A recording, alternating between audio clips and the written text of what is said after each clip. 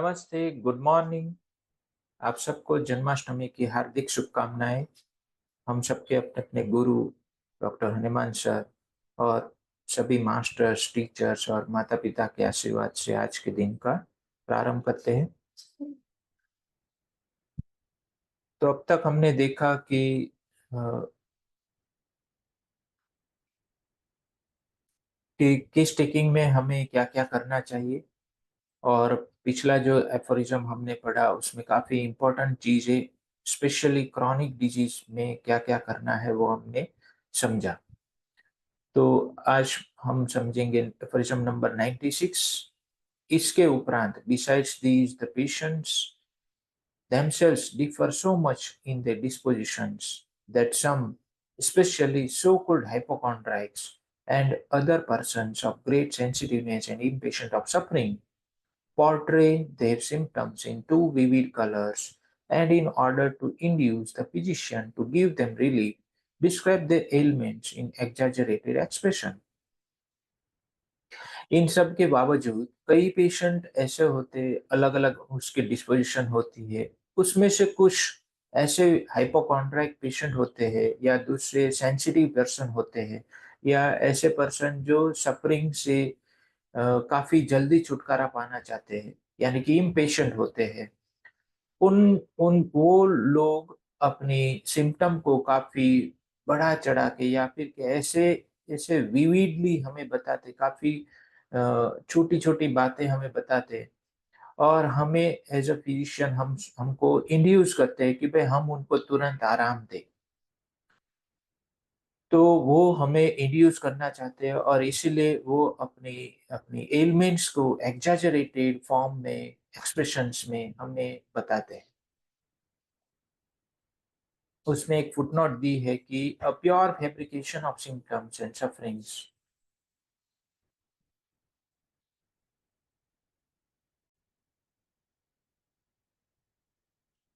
A pure for fabrication of symptoms and sufferings will never be met with in hypochondriacs.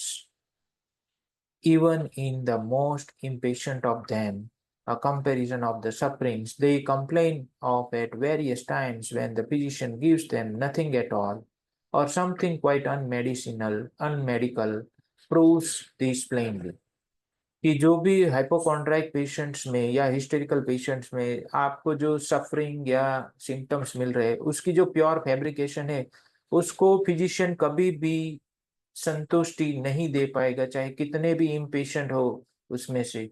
लेकिन आप उसको सांत्वना, consolation या फिर उसको आराम नहीं दे सकते। क्यों?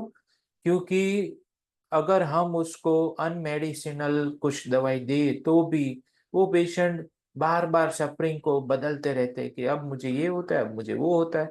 तो उसको कभी भी ये साबित करता है कि उसको कभी भी आप संतुष्टि नहीं दे पाएँगे, उसको कभी भी मैच नहीं कर पाएँगे। But we must deduct something from their exaggeration. लेकिन हमें उसके एक्ज़ैजरेशन से जो वो बढ़ा-चढ़ा के कुछ बोल रहा है, उसमें से हमें कुछ ना कुछ तो डिडक्ट करना ही है। At all events, ascribe the strong character of their expressions to their expressions when talking of their ailments, because becomes of itself an important symptom in the list of features of which the portrait of disease is composed.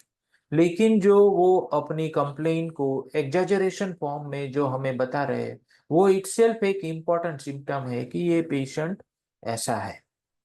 The case is different with insane persons and rascally feigners of disease. ये जब जब दूसरी तरीके के patient जैसे insane person हो तो उसमें अलग बात होती है और दूसरे ऐसे पेशेंट है जो फेइनर्स है, यानी कि ढोंग कर रहे, दिखावा कर रहे हैं बीमार होने का, उसमें भी काफ़ी डिफरेंट बात होती है। तो ये सब पेशेंट में हम धीरे-धीरे देखेंगे कि फेइनर्स में क्या करना है, इंसेन में क्या करना है। लेकिन अभी हम बात कर रहे हैं हाइपोकॉन्ड्रियाक पेशेंट आए कि जो थोड़ा दर्द हो उसको भी बोले कि सर मुझे बहुत ज्यादा दर्द है, कुछ करो। तो ऐसे पेशेंट में हमें क्या ध्यान रखना है, हम कभी भी, मैंने काफी बार देखा है अपनी प्रैक्टिस में कि काफी पेशेंट आते हैं जो बोलते हैं कि सर मुझे ये दर्द है, वो दर्द है, फिर मैं उसको एसएल दे देता हूँ तो वो सही हो जाता है। और फिर कुछ टाइम के बाद फिर से आते हैं, फिर से मैं उसको एसएल देता हूँ, वो सही हो जाता है। तो ऐसे हाइपोकॉन्ड्राइक पेशेंट को आपने एक बार एंटीसोरिक दे दी, उसकी कॉन्स्टिट्यूशनल दवाई दे दी, क्योंकि दोनों सेम ही है, अलग अलग वर्ड है। Antipsoric is equal to constitutional. तो आपने वो ट्रीटमेंट दे दी, तो फिर आपको सिर्फ अब ऑब्जर्वेशन करना है कि क्या हो रहा है। उसमें बैक ऑफ द माइंड आपका साइंटिफिक रीजनेबल होना चाहिए माइंड, कि आपको पता होना चाहिए मैं क्या ट्रीट कर रहा हूँ और उसके सामने क्या आ रहा है। तो ऐसे पेशेंट आपको बीच बीच में कोई कंप्लेन करेंगे, सर बहुत ज्यादा सर्दी है, मैं क्या करूँ, क्या मैं ये दवाई ले लूँ वो दवाई ले लूँ। फिर मैं उसको अलग अलग एंगल से उसको एसएल देते रहता हूँ, तो पेशेंट सही भी हो जाते हैं 1-2 दिन में। तो हमें कुछ नहीं करना है, सिर्फ ऑब्जर्वेशन करना है। अगर हम डीपर डिजीज को ट्रीट कर रहे हैं तो फिर हमें ये बैक ऑफ द माइंड रखना है कि भाई ये वेलकम साइन है, उसको आने दो। तो हमें उसको समझाना है, दवाई भी देनी है, लेकिन ऐसे ही देना है, प्लेसिबो ही देना है। तो इस तरीके से पेशेंट को मैनेज करते रहना है। इसके बाद एफोरिज्म है, aphorism number 97। Other individuals of an opposite character, however, partly from indolence, partly from false modesty, partly from a kind of mildness of disposition or weakness of mind, refrain from mentioning a number of their symptoms, ascribe them in vague terms, or allege some of them to be of consequence. तो इसके एकदम से opposite character के person होते हैं, लोग होते हैं जो अपने इंडोलेंस की वजह से, यानी कि आलसीपन की वजह से, या फिर मॉडेस्टी की, फॉल्स मॉडेस्टी की वजह से, यानी कि बने रहने की वजह से, या फिर कोई मेंटल वीकनेस की वजह से, या माइल्ड होने की वजह से, या फिर अपने सिम्टम्स को बताने में वो अपने आप को रोकते हैं उसकी वजह से सिम्टम्स को वेग्यू टर्म्स में बताते हैं, या फिर ऐसे सिम्टम बताए जिसकी कोई इंपॉर्टेंस नहीं रहती है, जो जिसका कोई कॉन्सिक्वेंसेस नहीं होता है। तो उसके परिणाम स्वरूप हमें क्या मिलता है? हमें कुछ नहीं मिलता है। मेरे पास ऐसे भी पेशेंट आए हैं जहां पर वो वेग्यू तरीके से हमें बताते हैं, specially physical history as well as mental history, या फिर हम जनरल हिस्ट्री लेते हैं तो उसमें भी हमें वेग्यू तरीके से वो हमें बताते हैं। तो उसमें 1-2 एग्जांपल मैं आपको माइंड का देता हूँ कि माइंड में कैसे पेशेंट बोलते हैं। तो माइंड में पेशेंट आके बोलता है, सर मुझे कभी भी गुस्सा नहीं, मुझे जब भी गुस्सा आता है तो मैं सामने वाले को बोल देता हूँ।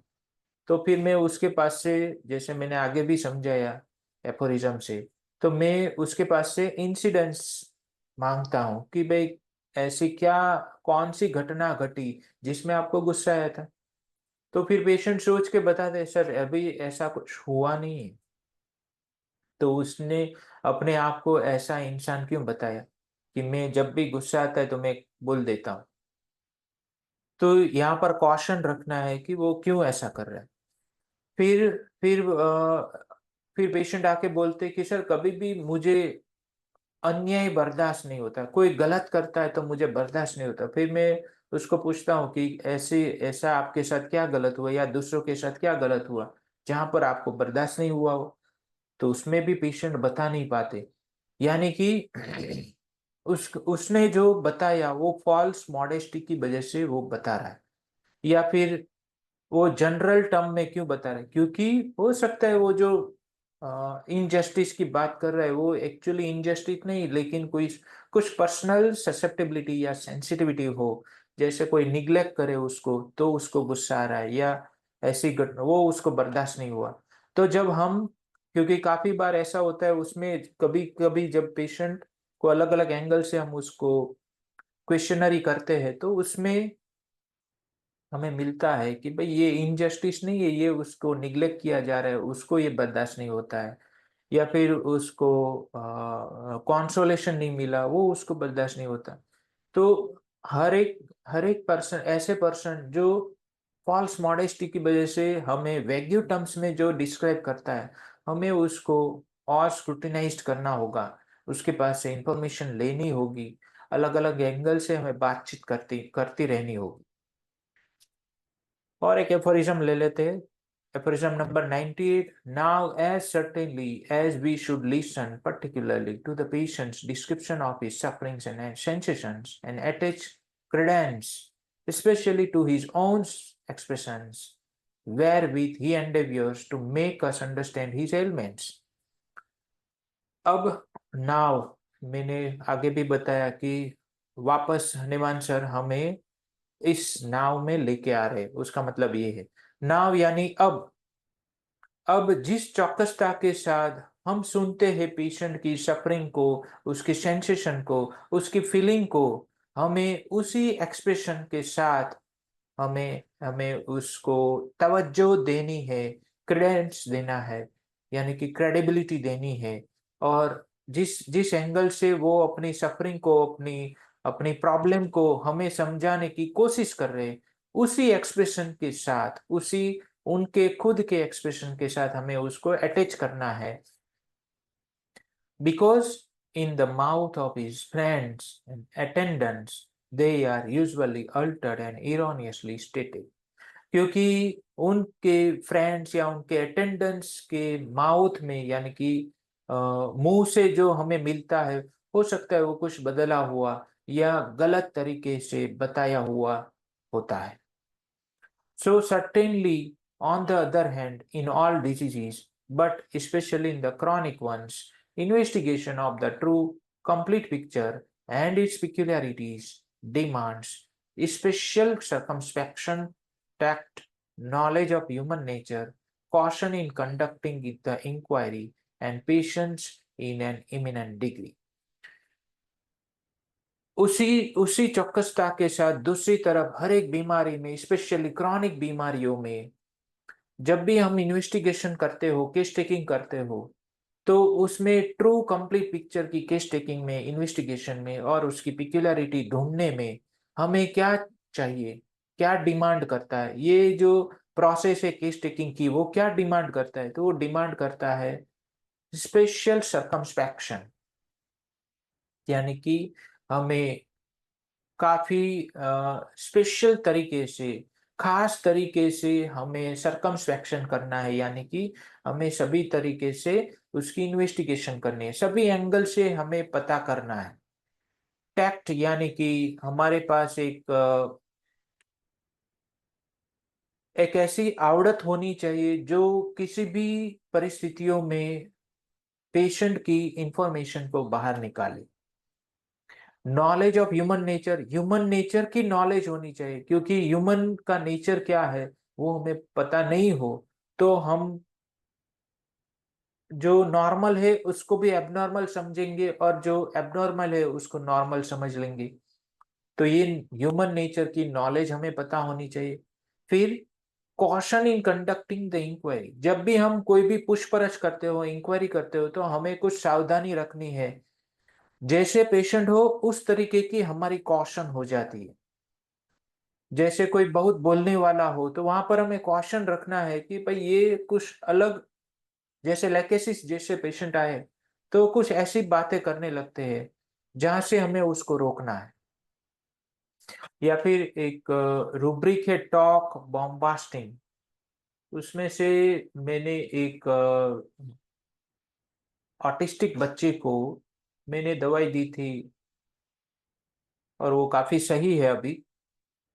उसकी सोरा को भी मैच किया था, ऐसा नहीं है कि ये मैंने उठा लिया, लेकिन ये काफी पिक्यूलियर था, स्ट्रॉन्ग डिफेंस था उसका। तो उसको कनेक्ट करके मैंने दवाई दी, अर्जेंटम नाइट्रिकम आई थिंक दिया था, और पेशेंट काफी सही है, काफी नॉर्मल सा हो गया है। तो उसमें उसमें काफी वो बॉम्बास्टिंग करता था, तो वो उस ऐसी ऐसी अवस्था में हमें इंक्वायरी करने में ध्यान रखना है कि कहीं हमारा समय वर्थलेस ना हो जाए, यानी कि हम जो समय दे रहे उसकी वैल्यू ऐसी ऐसी हिस्ट्री सुनने में कि जो गलत है, उस ऐसी सुनने में हमारा समय व्यर्थ ना हो जाए, ऐसे ध्यान रखना है। और जो लोग कम बोलने वाले उसमें भी हमारे कॉशन होने चाहिए, जो सेंसिटिव है उसमें कुछ हमारे कॉशन अलग से आते। तो कैसे पेशेंट है उसके हिसाब से हमारे जो सावधानी है वो अलग अलग हो जाती। And patience in an eminent degree, और काफी शांति से हमें बैठना है। जब भी हम इंक्वायरी करते हो तब हमें शांत रहना है अंदर से, हमें इम्पेशेंट नहीं होना है कि भाई एक के बाद एक क्वेश्चन करते जाए।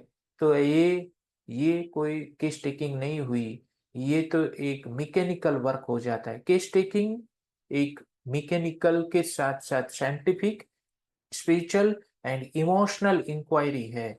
तो उसमें हमें थोड़ा शांति भी रखना है, पेशेंस रखना है, पेशेंट को समय देना है बोलने का। क्योंकि जब भी सेंसिटिविटी या उसकी ससेप्टेबिलिटी की बात आएगी, तब कोई ना कोई भी पेशेंट हो, वो पहले कुछ ना कुछ थोड़ा मौन हो जाता है। चाहे वो सल्फर हो या लेकेसिस हो या कुछ भी हो, वो थोड़ा मौन होता है फिर बातें करता है। तो उस वक्त हमें समय लेना है और पेशेंट को देना है और धीरज रखनी। तो इतना डिमांड करता है कोई भी केस टेकिंग हो, स्पेशली क्रॉनिक पेशेंट में। हमें इतनी क्वालिटी हमारे अंदर होनी चाहिए, तब जाके हम अच्छे से केस ले सकते। तो आज के लिए इतना ही। कल हम फिर से नए अंडरस्टैंडिंग, अगले एफरिज्म्स के साथ हम आगे बढ़ेंगे। तब तक के लिए थैंक